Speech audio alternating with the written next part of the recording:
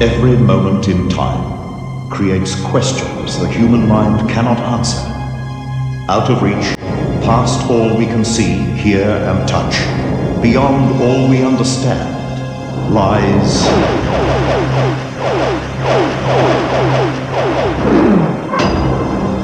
the extraordinary. The extraordinary is the miracle of Arlette Schweitzer and her daughter, Christa. And we laughed and we cried and we cried and we cried. It really was a miracle. The Lord blessed us. Christa conceived her children, but her mother carried the babies for the entire pregnancy and gave birth to her own grandchildren.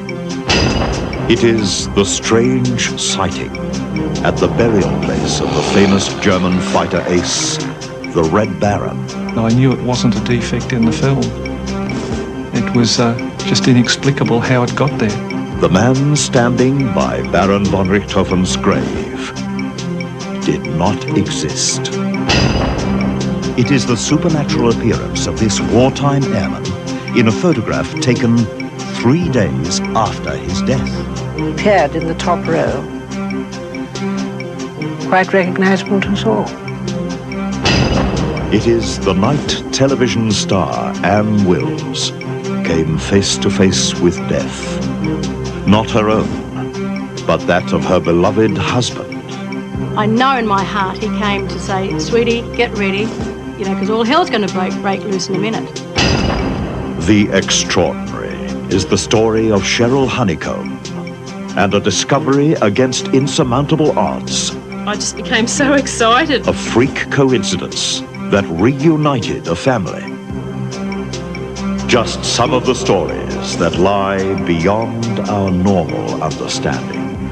Tonight on The Extraordinary. You'll find the luck involved in that story quite unbelievable. Good evening. I'm Warwick Moss. It's easy to look too deeply for the unexplained. Sometimes the most unfathomable events of life are the most common and go by unrecognized until nature or science jolts us awake to their wonder. Such an awakening happened recently in America, and we were reminded that of all the miracles of all the ages of man on earth, there remains one that stands above all else.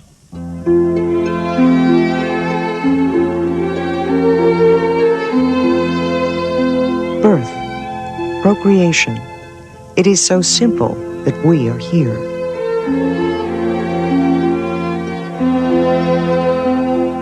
It is everything, yet so common that its occurrence surrounds us every moment, in every place, far and near. Babies are born by the millions every day. Miracles of nature we take for granted, yet love unconditionally.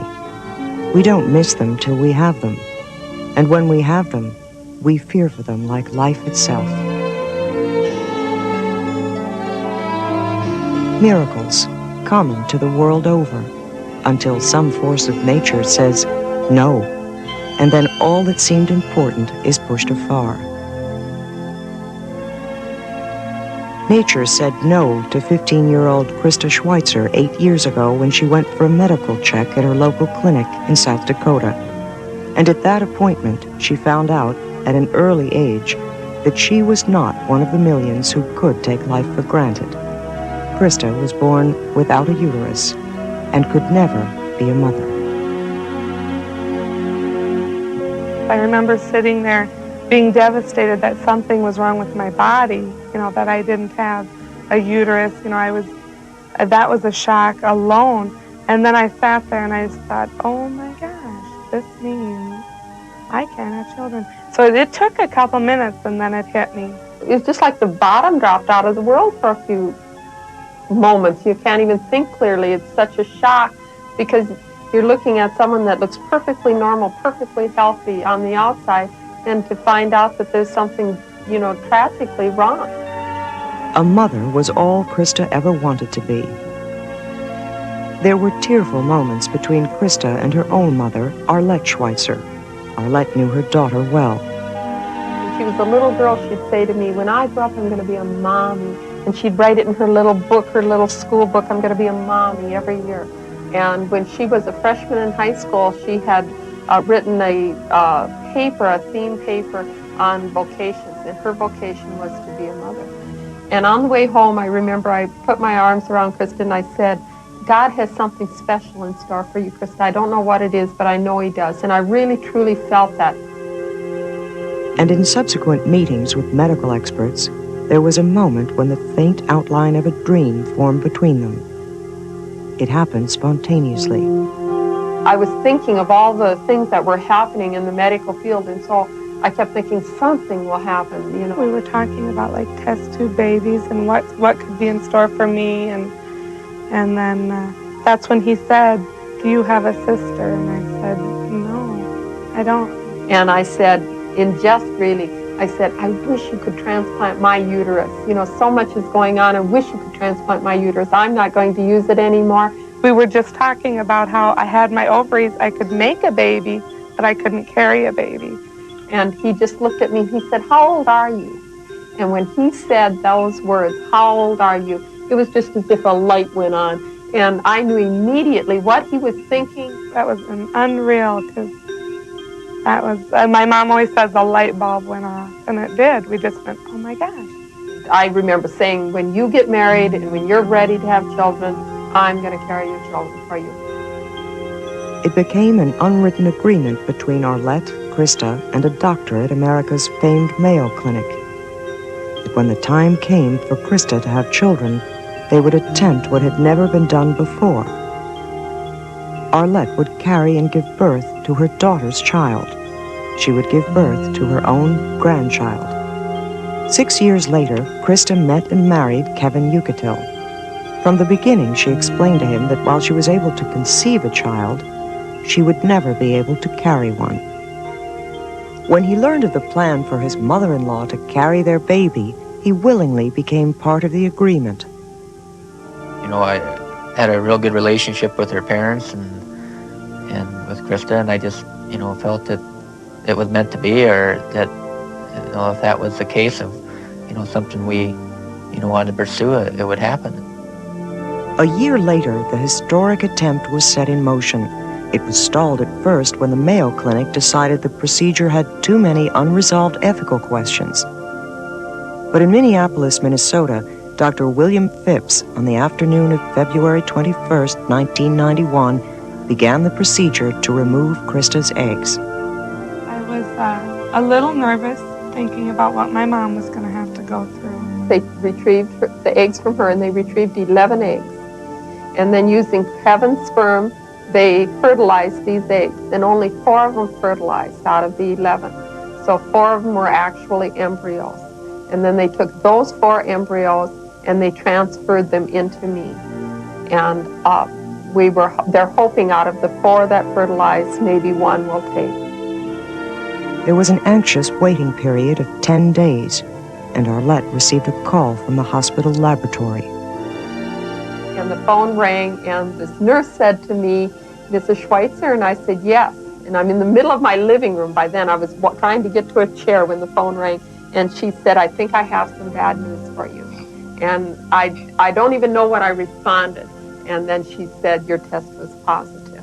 And the next thing I knew, I was on my knees on the floor. I was crying, and I just said, and the nurse was so baffled on the other end, because she was thinking that I had I believe it's called a Norvac implant, or an implant to prevent pregnancies, because of course she wasn't aware of what was happening.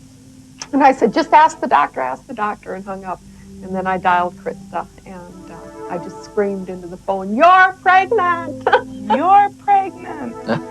Yeah, and I screamed, and oh boy, that was unbelievable, because it was just like all this we had worked for, it's going to happen.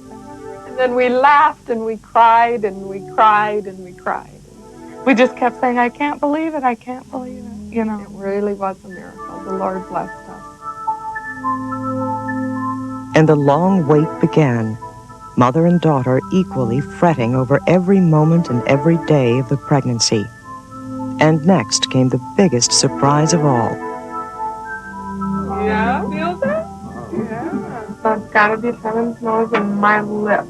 I'll be thrilled about that. They took an ultrasound, and as they put the ultrasound on my tummy, I was just laying back to make the sign of the cross, and Christa screamed out, "Is that them?" And when she said them, my eyes flew open and my eyes met her, and we could see two little hearts beating. Ding, ding, ding, ding, ding, ding on the screen. I don't know how I did, but I just said to the doctor, "Is that them?" And then Mom just started crying, and she said, "Two of them," and the doctor said, calm down, everybody," because we were starting to get hysterical then. At that moment, Christa learned she was to become the mother of twins. Arlette knew she would give birth to her own twin grandchildren.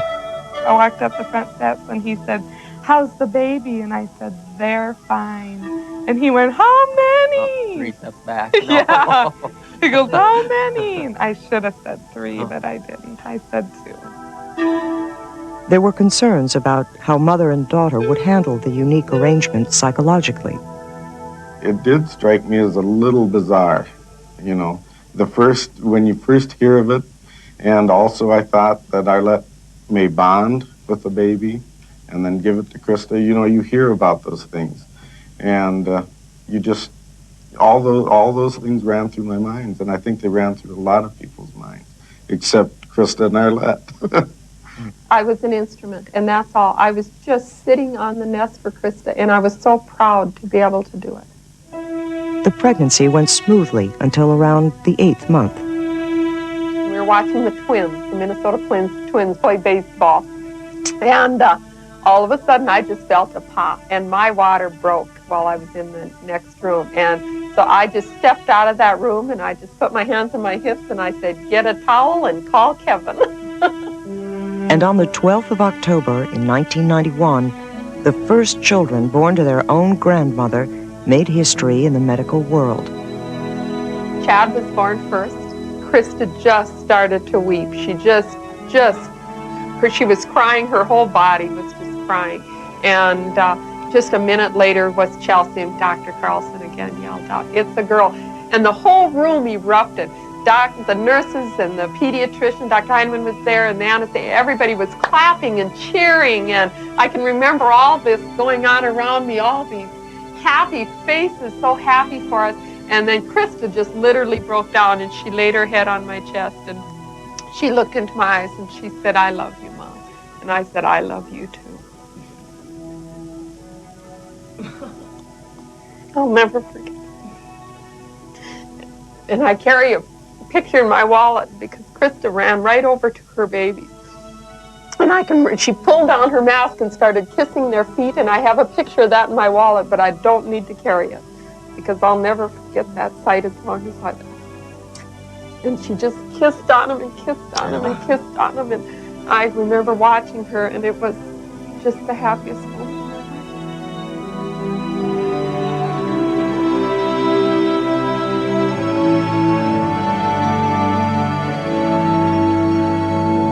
Today, the twins, Chad and Chelsea, are 2 years old. A proud grandma and her daughter share a bond unlike any other mother and daughter in the world.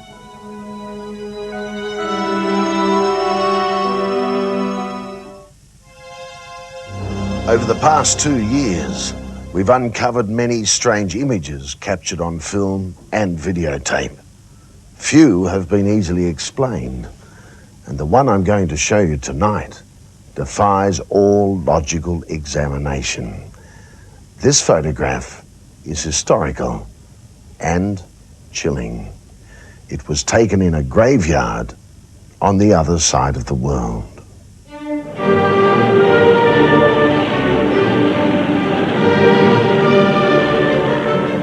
No matter which side you were on in World War I, you had to admit that of all those magnificent men in their flying machines, there was one who was more magnificent than most.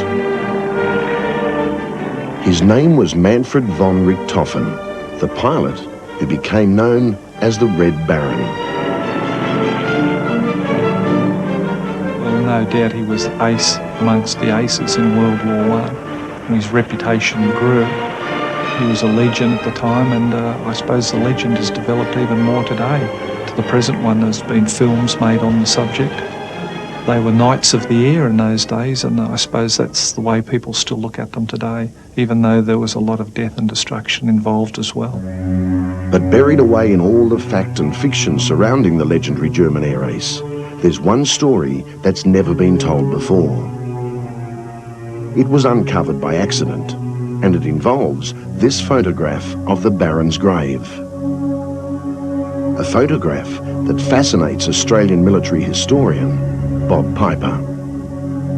Baron von Richthofen was buried on the 25th of April 1918.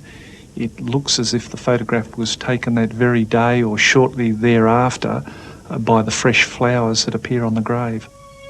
Zoom in to the right. There is the grave, there are the wreaths.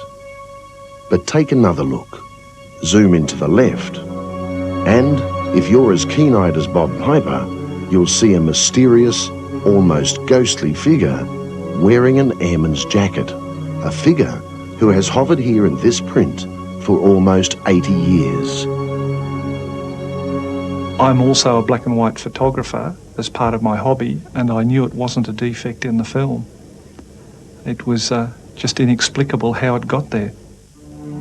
We did try to find out how, but along the way we became more and more intrigued by this Baron von Richthofen, the man and the myth. When you go on the trail of the Red Baron, a good place to start is the Australian War Memorial in Canberra. There you'll find curator David White and one of the largest collections of von Richthofen memorabilia in the world. There are photographs. There's his compass. There are even remnants of his famous Fokker triplane. The Red Baron seemed invincible. Just the day before he was shot down, he notched up his 80th victim.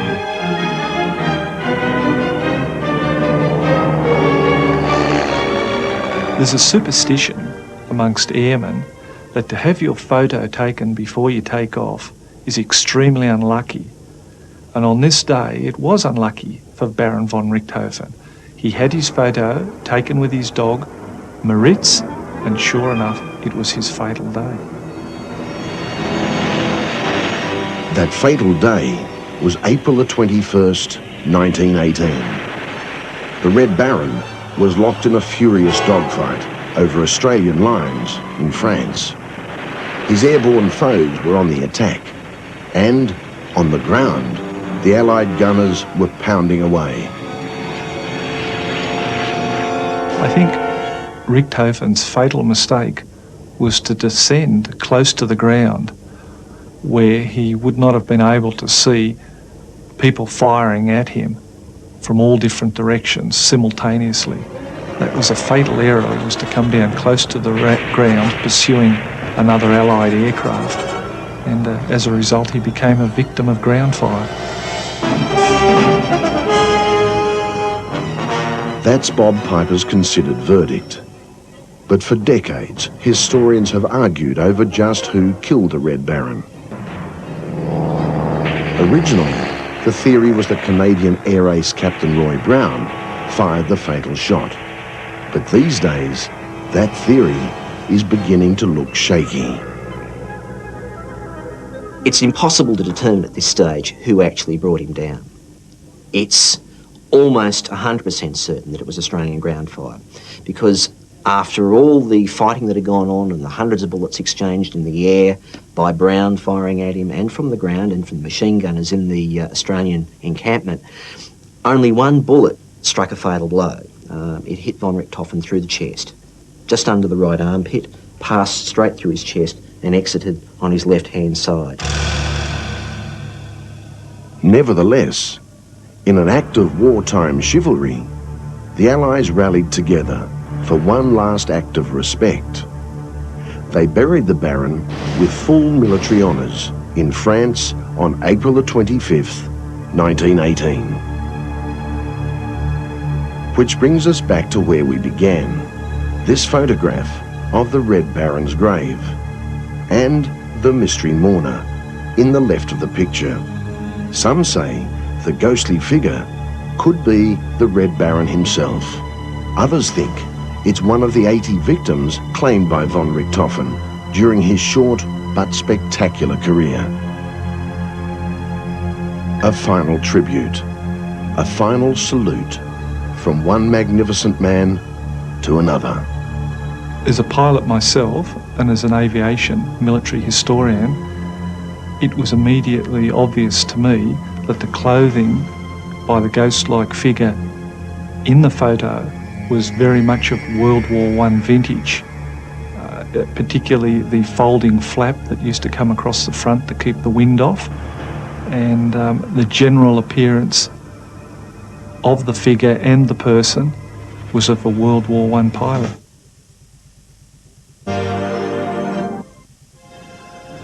In the middle of life's crises, when all about us is chaotic and our perception of reality is warped by the horror of war or great catastrophe, it's easy to miss even a dramatic moment in time. One of those moments was caught in a photograph taken during the worst hours of World War I, and it has led to one of the great unexplained mysteries in Bobby Capel's long life. This story from Alison Holloway in London.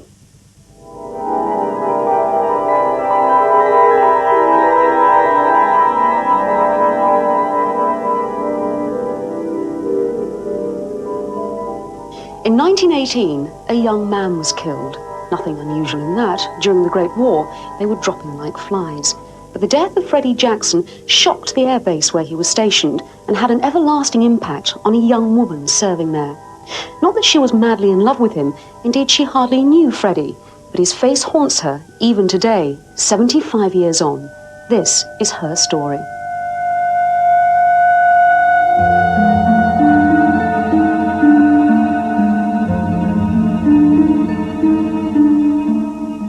We were very sad when we heard he had died, because it was one of a group. I suppose it was the comradeship. We were all the transport yard was very much a sort of, I suppose you might almost say, a clique. This was Bobby Capel's extended family in 1918, the men and women of the transport yard at Cranwell in Lincolnshire. I had a job of going round to the officers' mess every morning in my tender, which was then rather like a Land Rover now, they looked like. And I was to take any officers who wanted to go into Sleaford, which was the local town. And a blue jacket used to come out and say, "Liberty boat alongside, sir, anybody for the shore?" Friendship blossomed. Then one day, just before the unit was disbanded, it was decided there should be a group photograph. A souvenir of their time together, something to keep forever. I remember us all getting very smart and spick and span to be photographed.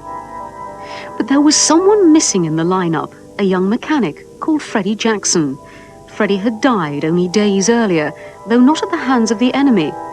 Rather, it was said he had walked into a propeller. His would be the one face missing from the photograph.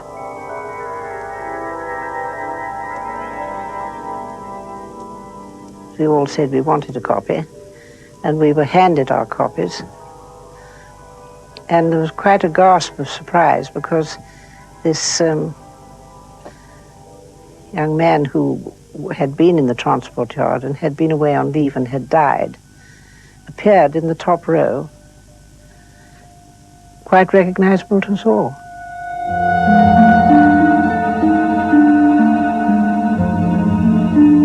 To the right and behind the shoulder of the man wearing the hat is Freddie's face.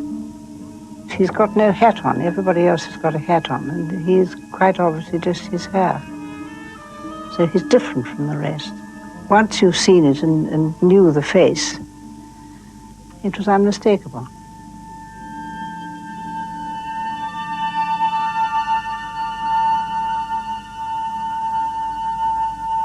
He would undoubtedly have been in the photograph if he hadn't died.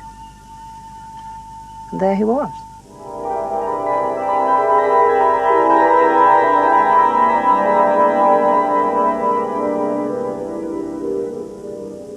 I think we all thought it was exceedingly spooky. It was very eerie to us, this man who we'd known in the transport yard, appearing so clearly when we knew he was dead. And this was tremendous shock in a way.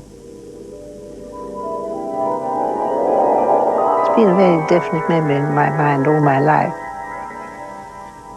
And I'm glad I've kept the photograph. I suppose this made one think pretty carefully about it.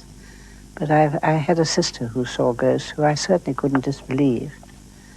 So I have no reason not to believe in ghosts.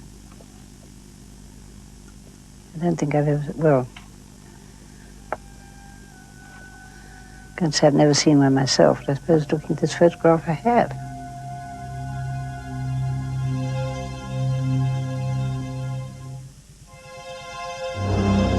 She has one of the happiest dispositions anyone could hope for.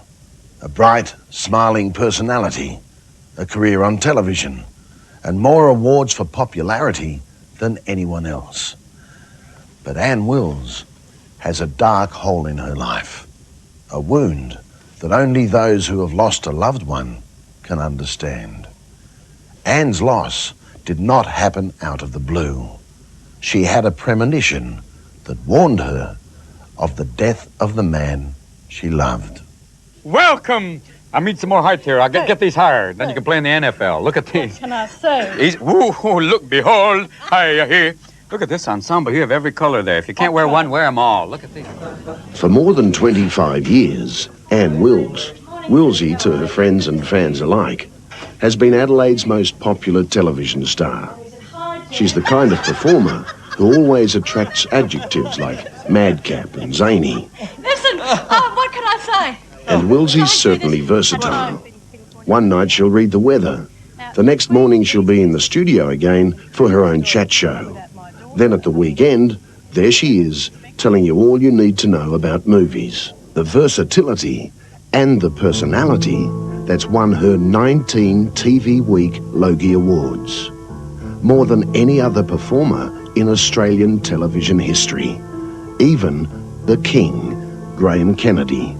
But behind the public figure, there's another Ann Wills, more thoughtful, with a deep respect for things she can't quite explain.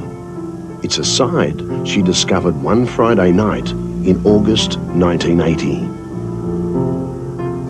That night, she was due to meet her husband, Michael, who was flying his light aircraft back to Adelaide from Melbourne. Michael had phoned Ann just before takeoff. He was fine, and the weather was too. So about 9:30, I was driving out to Parafield Airport, and as I was driving out there, I got the most uncanny feeling that I was being immersed into a hot bath of maybe oil. You know, it was the most secure, beautiful feeling. And I thought, golly, I'm a lucky girl. I'm driving this Porsche 928, which belonged to my husband, and I have a fabulous house. I have a fantastic job. Everything is going so well, and I know it's going to be going like this forever. And I got to Parafield Airport. There were no lights on, and I thought, oh, I've come to the wrong airport. I better go back and ring Adelaide Airport. So I got back into the car, and once again, this feeling was still there. And I thought, isn't it? Oh, gosh, I feel fantastic. I got back to our house, and I rang Adelaide Airport, and I said, is DQV, our plane, anywhere? Is it coming to you? Because I've been to Parafield, there are no lights there. And they said, we've been trying to contact you for 2 hours. We had a silent phone number because DQV's, we think it's gone down. The next day, that prediction proved to be tragically true. Michael's body was found in the wreckage of the single-engine Cessna. He was only 34. To this day, Ann doesn't know what caused the crash, but she has a fair idea what happened on that drive to Parafield Airport. I know in my heart he came to say, sweetie, get ready, you know, because all hell's going to break loose in a minute. So just get prepared. You know, it was a very, like, he was protecting me, because when I got back and rang the airport, they said, we expect you as the wife of a pilot, because he was flying his own aircraft, we expect you to hope for the best but expect the worst, which is what they tell everybody, you know. And But I knew then he was dead before they found his body because he would have rung me. He was one of those people who could find a telephone anywhere. And two other events, just days after Michael's death, confirmed Anne's belief. A group of us are sitting around talking, crying, laughing, reminiscing about Michael's life about 6 o'clock that Saturday night, the 1st of August. And one of the guys was saying, yeah, he told me I shouldn't buy that new Mercedes-Benz that I bought because he said something will go wrong with it. He said, and the whole exhaust pipe thing fell off this morning. And as he said that, a lock of his hair was lifted up as if by fingers, a whole 4 inches of it like that and down again. There was no wind in the house. It was the middle of winter. And the 6 of us just froze because we realised it's how Michael used to playfully cuff him. Yeah, Smithy. He would have gone like that. And we believed that was him. He'd come to the house that time. And the very next day, it was, I think, a plant that he'd planted was a camellia bush, and it had never flowered in the 5 years we'd been in the house. One single solitary flower came out the next morning on a Sunday morning. Now, of course, you think that's all part of it, but it's incredible, isn't it, that something like that had happened, and it still never flowered the rest of the time I was in the house till I sold it. Michael's death devastated Anne and went close to destroying her career. For a while there, she thought she'd never be able to face the cameras again. But 3 things helped her back into the spotlight: an understanding boss, 40,000 letters of condolence from her viewers, and... I thought, well, Michael married me because I wasn't a wallflower, because I was a bit sort of outgoing, and if I now dug a hole and got into it, which is what I really wanted to do, he wouldn't appreciate that as, you know, that wasn't the wife he married. So I went back on television, and it was my greatest lifesaver because while I was grieving, I had the help of other people loving me to get over the process because it would take a long time. I appreciate everything in life now. It's incredible how you hold everything dear to yourself after someone's been taken away from you. You make sure that everybody's got insurance, or you make sure that couples don't argue because, you know, it would have been devastating to me if the last thing I'd ever said to Michael was an argument, but the last thing I said to him on the phone was, love you, darling, see you tonight. So, you know, I'd said my goodbyes. A lot of people are deprived of saying goodbye.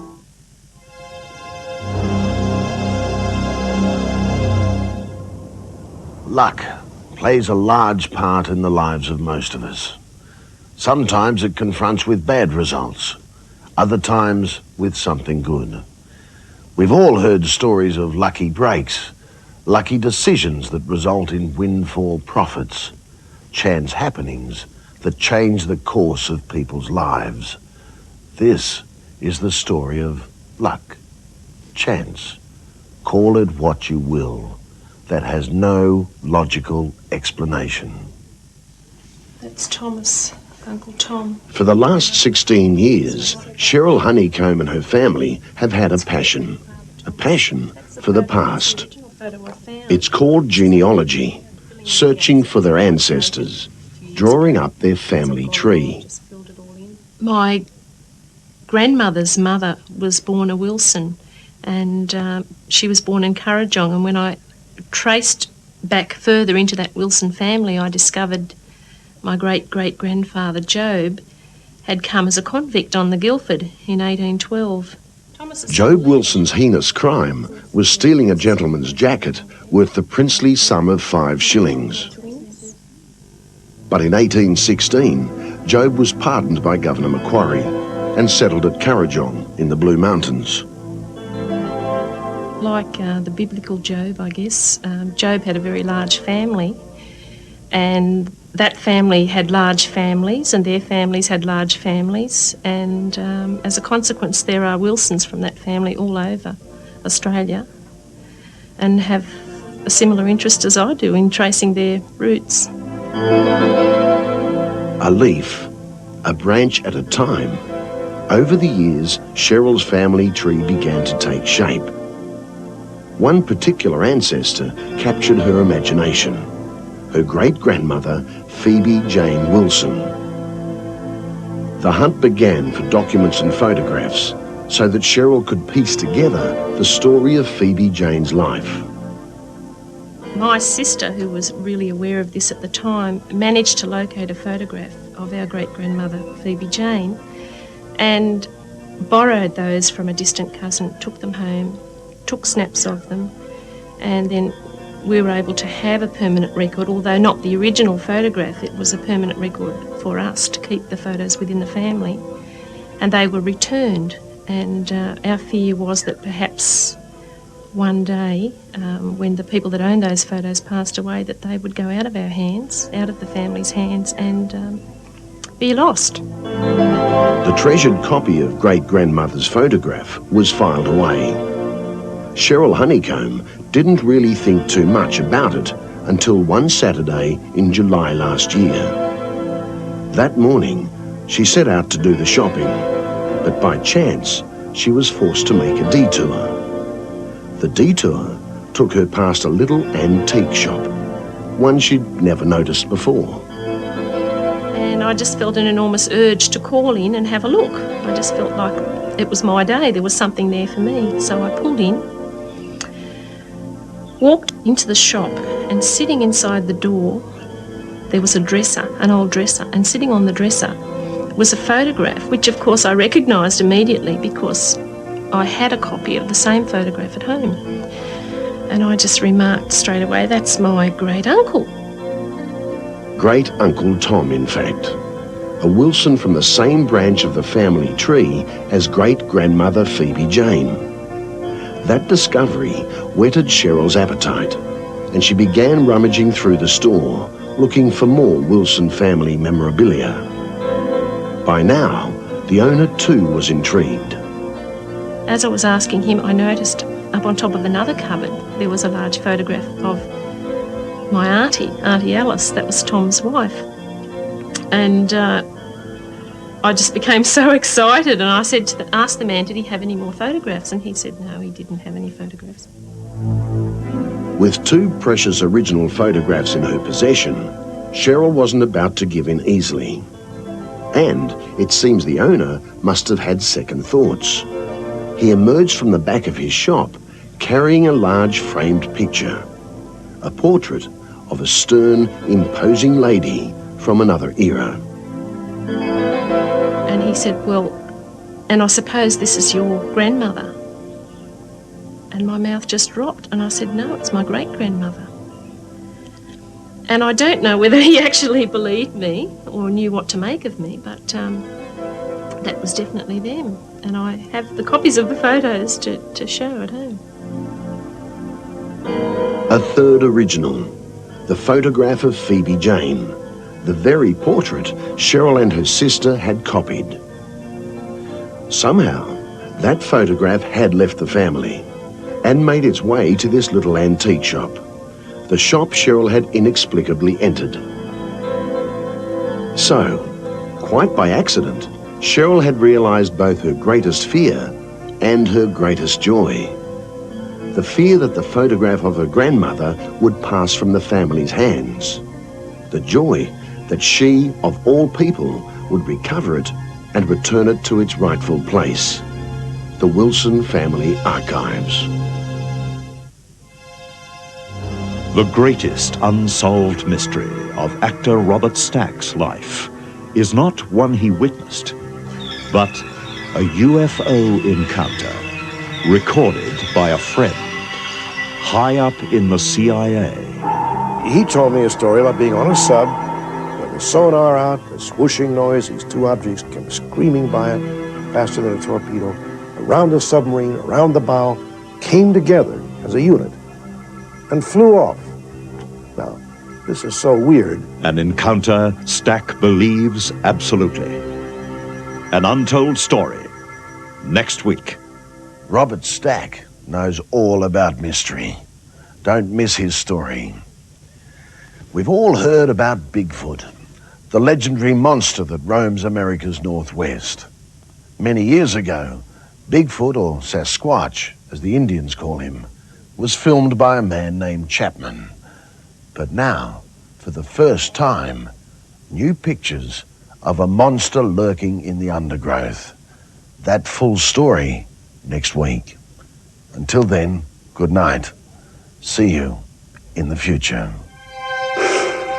Oh, there he goes. Well, the big one I first filmed was, looked like it was about 7.5, 8 feet tall and weighed 700 pounds. And then I lost it in the bush, and I was looking with my camera, and I seen this little one that's coming right at me. Oh, God. There's two of them, I guess.